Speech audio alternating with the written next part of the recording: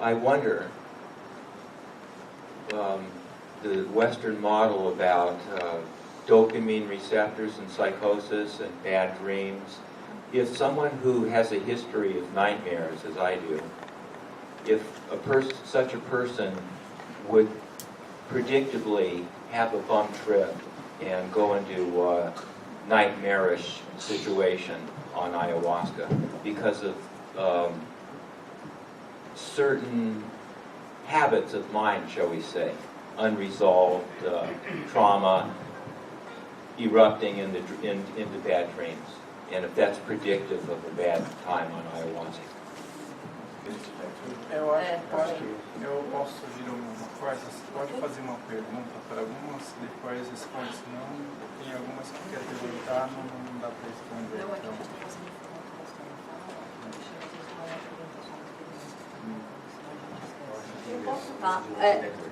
Tá bom, daí você fala.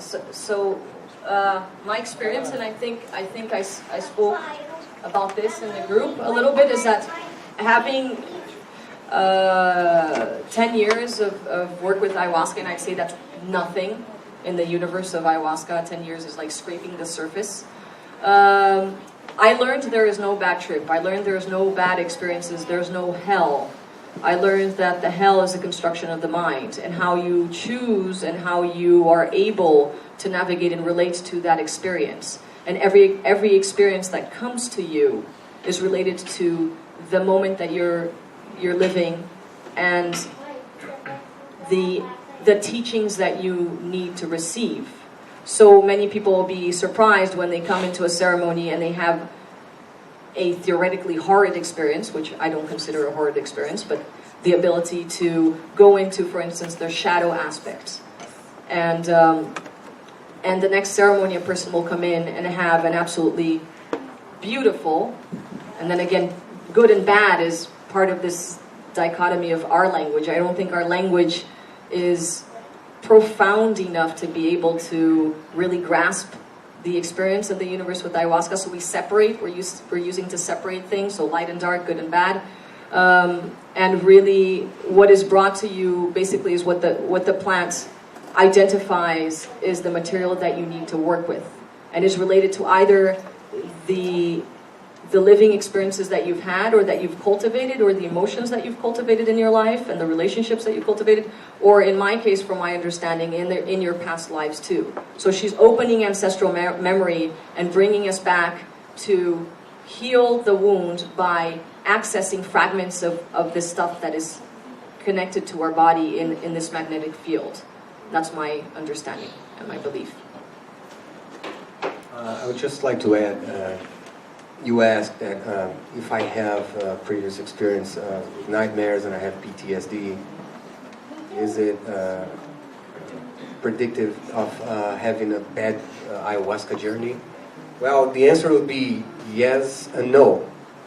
Again, ayahuasca is a mystery, and it's going to work on you where it has to, with what has to be worked. So there's no way to trying to predict what's going to happen. When you anticipate, again, you're going back to monkey mind, and you're trying to figure out the outcome before you actually experience it. And ayahuasca is all about being here and experiencing the moment. Now, we may use the monkey mind because it's also very useful. Monkey mind has brought us many beautiful things. And if you were afraid of having bad experiences, perhaps this is predictive of the fact that you must go through these experiences. Because maybe you are holding back every time they come knocking on your door and saying, this is too terrifying, I don't want to touch that. And thus it keeps coming back. So only when we can let go of all our defenses and be into the experience, we're going to realize that that huge monster is actually just a fly, and I was tripping my balls out, thinking it was a dragon that wanted to eat me alive. You know, I'm just using a metaphor, but that's the idea. Marcelo, posso falar minha opinião sobre isso? Oi? Posso falar minha opinião sobre isso? Sure. I would introduce, please introduce yourself. No, not many people know. Bia has, she's an amazing person that has a lot of knowledge about ayahuasca, has been studying that for years and years. Hi, my name is Bia Labate and I'm an anthropologist. I'm Brazilian and I know Leon from São Paulo. I want to say that about your question that there's a lot of controversy about this topic. So generally the recommendation is that when people have histories of previous severe mental health problems such as schizophrenic or dependent on certain prescription drugs, generally it's not recommended that these people take ayahuasca. Of course that some branches, religious branches or some shamans say that they might be doing healing with these people, but as per official like public policy and biomedical discourses, this is not recommended because eventually there can be psychotic breaks. It's a very minority of cases, but it happens. We published a book called The Therapeutic Use of Ayahuasca by Springer. Julie, that is here, she has a paper that is talking about the potentials of ayahuasca in treating PTSD. There's a controversy. Some people claim that ayahuasca would be effective. Others claim that it could re-traumatize more severely. Maybe Julie can talk about her paper, give a word. That's like people that are studying and we have published stuff, so I'm sharing on my perspective. I'm not going to say a whole lot, but yeah, I think it kind of varies in terms of the severity of the symptomatology and whether or not ayahuasca would be a good idea. But actually, I had a great discussion with Stanley Krippner. I don't know if you're familiar with him, but he's written a bunch of articles about PTSD, nightmares, and different therapeutic approaches. So I don't know if he has any specific articles about the use of ayahuasca for PTSD nightmares, but he's pretty approachable. I'm sure you could probably get a hold of him through, where is he working at? Saybrook. Saybrook. He works at Saybrook University. So I'm sure you could shoot him an email and he'd have a lot of good insight for you.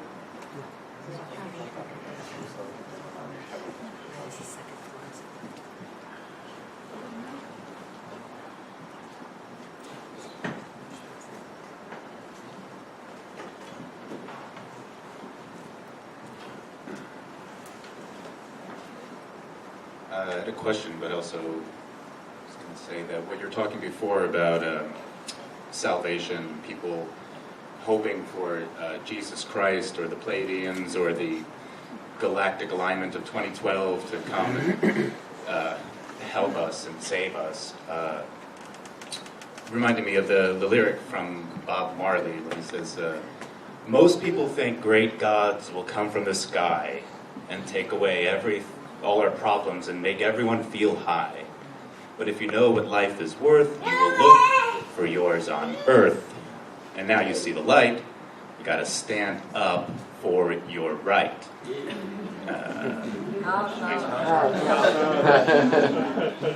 And I guess my other question was just sort of a cultural question regarding, I know in Daime rituals and UDV that there's big group ceremonies with dancing, and I was wondering in tribal settings or in our guests' home tribal settings, is the ceremonies usually like small circles with the intention usually of healing, the doctor being the shaman being the doctor, or are there also like communal dancing, those types of ritual things for the whole village where they also consume the ayahuasca as well?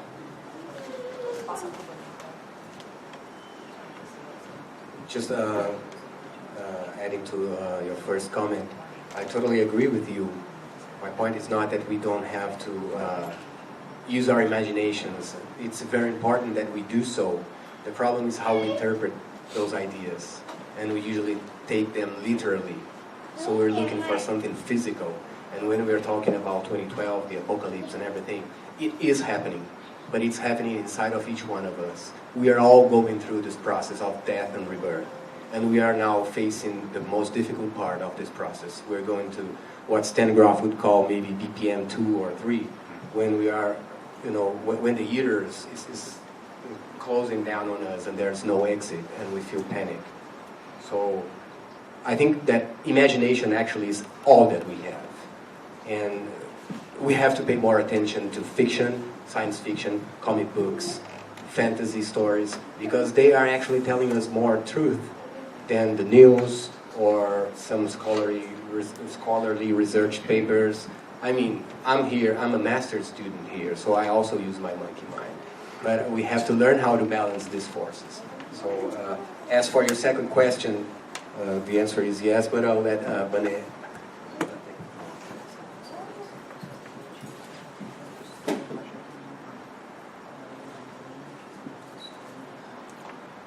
Tem algumas perguntas geral assim que alguém que vocês querem fazer para fazer para responder uma coisa mais geral. Queria saber se tem mais alguém com algumas perguntas. He wants to know if somebody else has a particular question to him about his tribe or his tradition, so that he can answer both things together, or a few things together.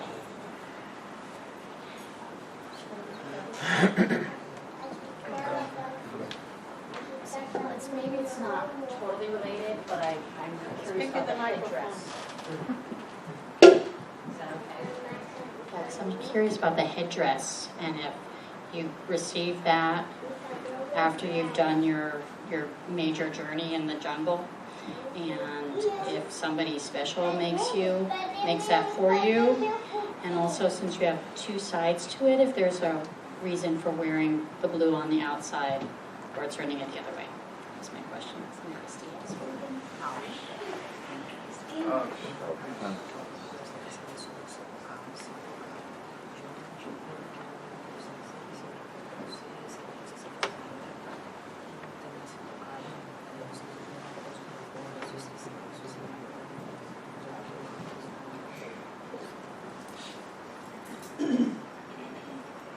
Legal, interessante. Eu não sei se vou chegar, porque para nós assim é diferente o modo de fazer trabalho de cura e também as experiências que a gente busca com a Ayahuasca. Talvez é uma diferença muito grande da relação da cidade entre a relação da floresta. Então, assim, para cura mesmo, assim, tem cura coletivo e tem cura individual, né? O pajé, né? Não o pajé, mas os pajés que estão na comunidade, que vão fazer a cura, né? A pessoa também tem que falar para o pajé o que a pessoa tem doença para o pajé saber para curar. Também tem isso, né? Que às vezes acha que eu estava aqui ouvindo, a maioria das experiências que eu tenho, que foi feito trabalho na aldeia, na floresta, na comunidade, as forças que tem da potência da medicina é muito mais forte do que fazer um trabalho na cidade, e também as doenças que a gente tem são diferentes da cidade. Então tem uma doença específica que a pessoa está com um problema que precisa atenção exatamente naquele foco da cura, né? So it's difficult to compare because they do ayahuasca ceremonies for different reasons. They connect to ayahuasca in a different way than people in the urban centers would do. And also he mentioned that even the sicknesses that they have are different kinds of sicknesses than the urban people have or white people have. But that they use a ceremony for many different situations. So they might have the pajé, the healer, work with the patient and know what are the specific illnesses that the patient has that needs to be healed, but they also will do, so that is individual healing work, but they also will work collectively in a ceremony and have their chants and their dances, so that as a group or as a community they can do their own healing. Questão do vestimento, né, do cocá, seja lá o que você pretende vestir no corpo. Cocá é um cocá sagrado que você recebe ou você busca para merecer, porque as coisas também, para você ter, você busca por merecimento, não porque todo mundo merece, mas para ter aquela coisa você precisa ter estudos, entendimento do que representa realmente. Para nós o cocá, né, que pode ser usado por dois lados, tanto desse lado que eu estava usando, pode ser do outro lado.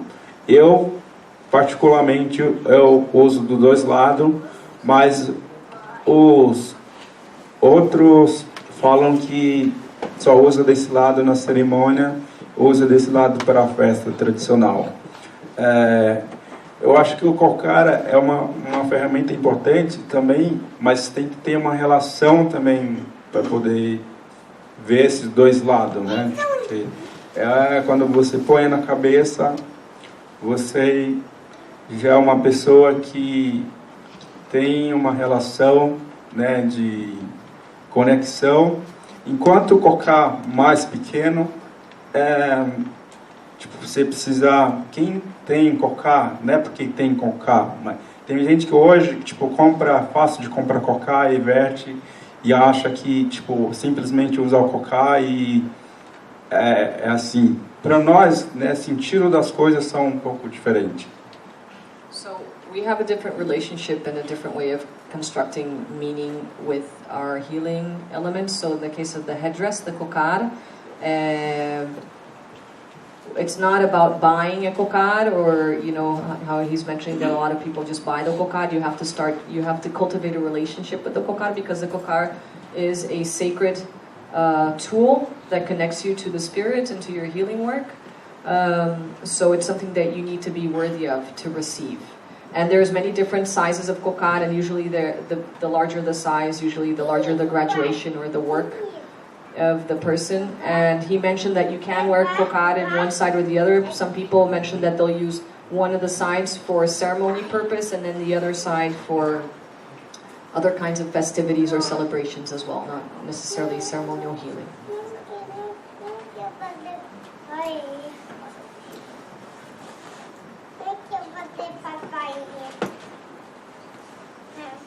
Hi, my name is Natalie, and I study environmental science, and so I learn a lot about deforestation in the rainforest. And I'm really excited to learn about the ayahuasca, how you can really connect to plants and connect to nature. I love that aspect of it.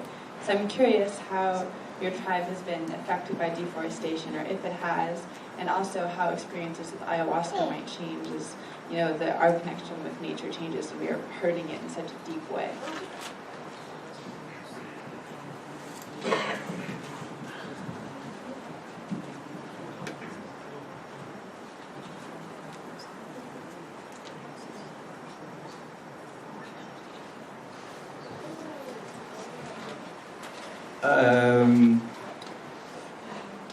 Eu aproveito e falo geral para... O clima hoje é muito afetado por toda a destruição que o homem tem feito. Principalmente a floresta amazônica, 20 anos. 20 anos atrás, quando eu estava morando, eu sentia que a floresta que protege a água, que protege tudo, porque tem vida também. Os animais também ficam felizes, né? E hoje eu vejo, quando eu volto para a minha comunidade, para a minha terra, principalmente, uma vez por ano, eu vejo que a desmatação, né, que o governo do Acre, estado do Acre, o governo brasileiro, também, a preocupação deles não é a mesma preocupação do que a gente tem em relação com a mata, com a floresta. A floresta faz parte porque nós pertencemos a ela e ela a nós. Então, hoje eu vejo que o lugar que eu nasci, no verão, né, que é a parte seca de lá, ela seca. Passa nenhum barco para você chegar até a minha aldeia para ver a situação que o clima está chegando, né, hoje. E quando chove muito e alaga tudo. Então, vejo que essas duas partes do tempo, né, que eu vivi há 20 anos atrás, né, a nova geração não tem essa oportunidade ou possibilidade de ver, porque já estão vendo o rumo que eu não sei o que vai ser, porque a Ayahuasca já faz parte da gente e ajuda também, porque é uma planta que faz a gente rezar para que isso não aconteça, porque a nossa conexão que a Ayahuasca, a planta, né, que faz, nós rezamos para o universo ter um pouco de equilíbrio, porque há vidas aqui, né, principalmente no mundo da espiritualidade, a gente tem rezado bastante para que isso nos ajude a fortalecer tudo que tudo faz parte da região da Amazônia, para que os povos indígenas tenham o governo fala que os povos indígenas não é isso, aquilo, mas não conhece a relação, né, do que a gente também é um protetor da floresta, que isso também faz parte da cultura, que faz parte da tradição e faz parte da história principal. Né? So, 20 years ago, when he was living in the forest with his people, he would notice how it is the forest that brings the water, the fresh water, and the animals and the plants, and how they all constitute this big healthy whole, and how good that was to be there, immersed in this oneness. And now when he goes back to the forest, he goes there once a year. He sees that something different is happening. Actually, I don't think there's deforestation, much deforestation happening in the land where they are inhabiting. But every time he goes back there, when it's the time of drought, it's really dry, and you can no longer use the boats to reach the villages the way they used to do before, going upstream. And the other way around, when it's raining, now they have floods, and it rains so much that he believes that the new generations, they cannot experience that pristine condition that he experienced 20 years ago. And they sense that it's changing drastically, and maybe even not understanding what he was saying, I believe that you have felt the emotional quality in his way to speak, because it touches his people deeply, and he understands that the state government and the federal government in Brazil, their concerns are not the same as his people's concerns about the natural world, about the forest, and how they are together. And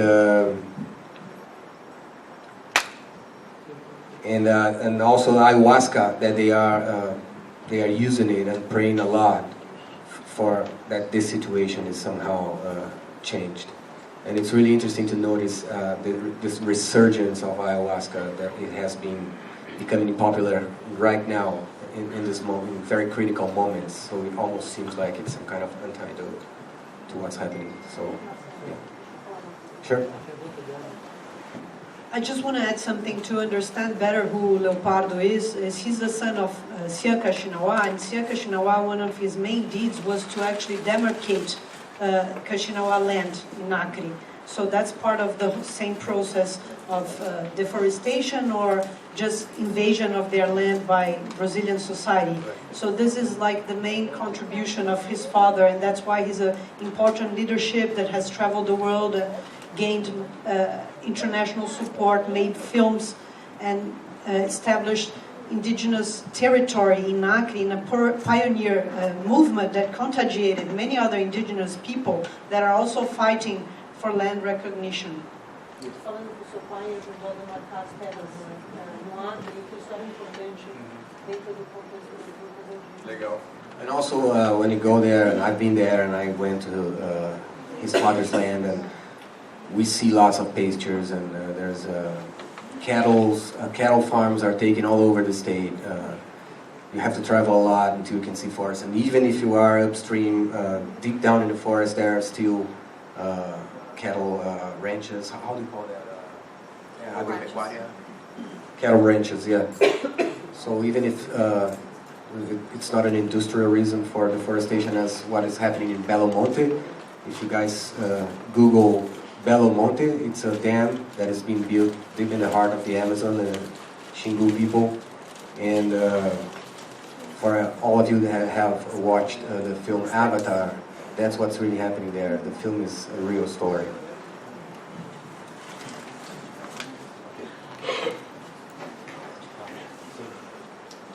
Esse foi trabalho do meu pai, mas também é um trabalho meu, porque meu pai não só fez isso para os povos indígenas, mas também fez por aqueles ribeirinhos seringalista que lutaram com Chico Mendes, né? Chico Mendes é uma história que marcou bastante a história do Acre, e eu sou acriano de pé rachado.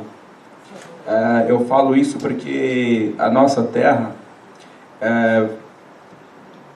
é isso, a realidade é essas histórias que lutamos para que as medicinas pode ajudar a trazer um pouco de conforto para que nossas crianças podem viver e brincar. E eu acho que o mais importante, o que elas podem ter a oportunidade também, tipo, nascer dentro dessa riqueza cultural, porque a riqueza está na floresta. Então a nossa riqueza é isso. And he's also reminding us that his father's struggle was not only for his people, but it was also for the benefit of the riverine populations and the rubber tappers and all these different populations that inhabit the forest and that have created a niche there, which is very important. So it's for the whole environment.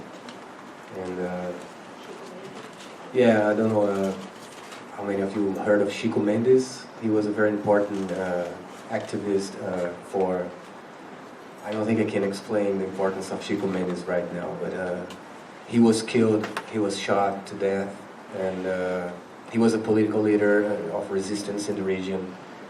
And so the struggle of his father and his people is connected with this broader political struggle in the whole of the Amazon forest. There's not only the spiritual side, but there's also political side too. Yeah, so now we're gonna close.